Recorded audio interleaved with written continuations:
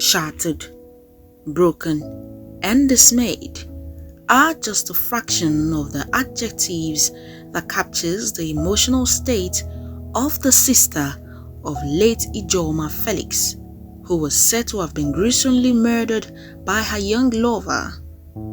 Who would have thought that the lovey-dovey video for the 80-year-old Ijeoma and her 31-year-old lover would become a point of reference as to why people must be wary of those they meet on social networking sites?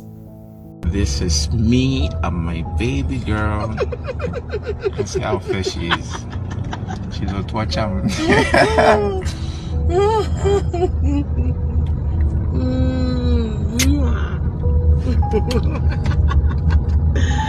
I'm driving, I think you did. This one is terrible.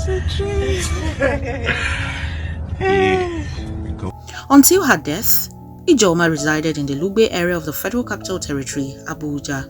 The intelligence response team, led by Deputy Commissioner of Police Tunji Disu, having been mandated by the Inspector General of Police Alkali Baba Usman, commenced investigations, traced the killing to Ede Christian Tochukwu, an indigene of Enugu State, who was subsequently arrested. He has been paraded at the IRT office, where he confessed to the crime and stated of being in possession of the victim's belonging. Very early, I don't really know the time. I know the time that I left the house anyways. So she trying to give that second blow with the pencil, because she had a pencil in her hand. I dodged it. I was in the room then. Third time I collected it from her and rolled it away at the little veranda that was there.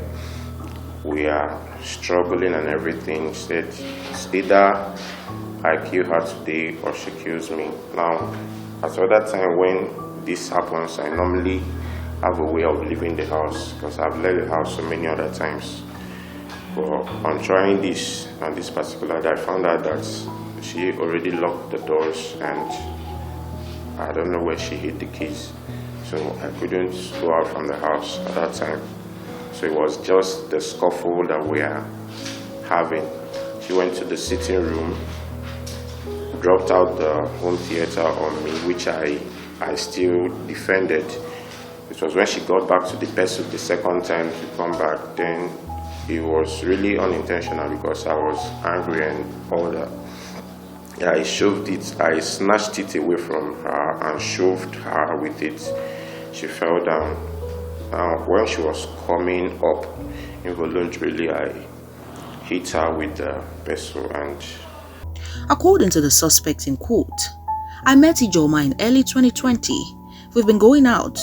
We met when she asked me to be with her, that she is in need of a child, and we've been going out for some time. I advised her to go for medical checkups since she had fibroid, but she said God was going to take care of it. It was all very good when we met. I was staying at her place, but she turned out to be very insultive and possessive, which made me to start to withdraw, but she always looks for me. She would send messages to me that she had changed and she would be submissive. Sometimes it takes months before I come back, but each time I came back, it seems to be worse than the first time. End of quote. Sister of the deceased said she learned of Ijeoma's death after receiving a call from the caretaker who told her Ijeoma had not been sighted for days. The guy just her mother there like that, oh God, not her up, not her for days, and she said she will not do it to somebody. God, it's so painful. What does your family want? We want justice, just justice. Do you think Nigeria can give you justice? I know they will.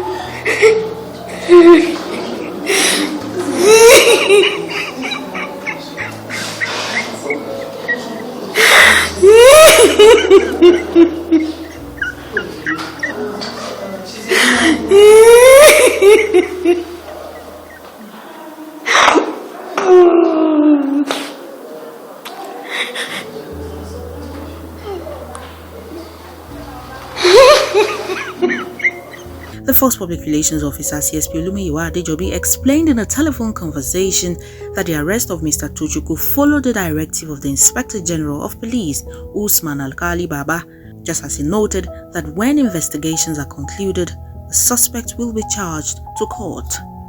The lessons from this story of late Ijeoma is for all to be circumspect with the use of social media, as not all that glitters is gold. Oluwatobi Enito, Viable TV.